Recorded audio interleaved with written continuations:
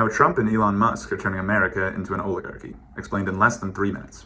Alright, so to start off, let me explain what an oligarchy is. The US has arguably been a plutocracy for quite some time now. Now, a plutocracy is just a government that is essentially run by the wealthy and for the wealthy. Public opinion has relatively insignificant effects on the actual public policy decisions that are made, and also it's hard to ignore all these massive donations to campaigns that we've seen over the years. But Trump is taking things a step further. In an oligarchy, it's not just about the money. It's also about all different types of tools that a group of leaders can have at their disposal in order to influence both the American people and the actions of the government. And often they use those tools to accrue more benefits to themselves and do things that one might consider corrupt. Some of those tools might include newspapers, social media sites, and even the military. This broader definition helps to explain why Musk has managed to become so influential in the new administration. He's not just the world's richest man, he's also the owner of X, which is an extremely powerful megaphone for him to spread pro-Trump arguments. We've already seen this in his use of Twitter, now known as X, to affect public policy conversations around judges. You know, Trump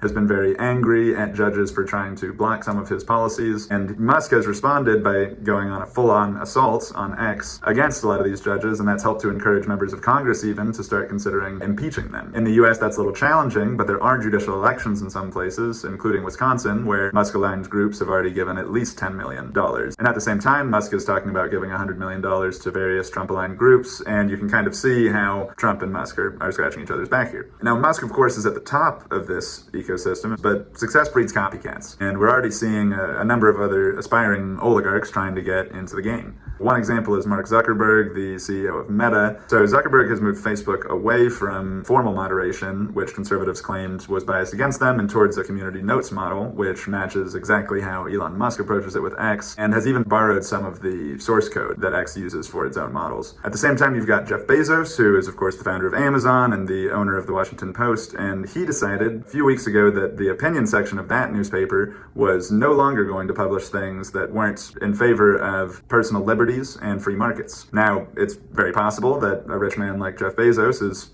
just a big fan of free markets. He's surely benefited from them, but it's hard to ignore the timing, and it's also hard to ignore the fact that his company, Blue Origin, relies very heavily on federal contracts, meaning that he relies very heavily on the Trump administration. Perhaps most worrisome in all this is that Trump is also gutting the anti-corruption unit at the Justice Department and replacing some military leaders with people who he feels will be more loyal to his point of view. And this is the key. If Trump and his fellow oligarchs can take control over the levers of government and public opinion, then it'll be very, very difficult to turn things back. For more on America's shift to oligarchy, check out my latest piece in the Non-Zero newsletter.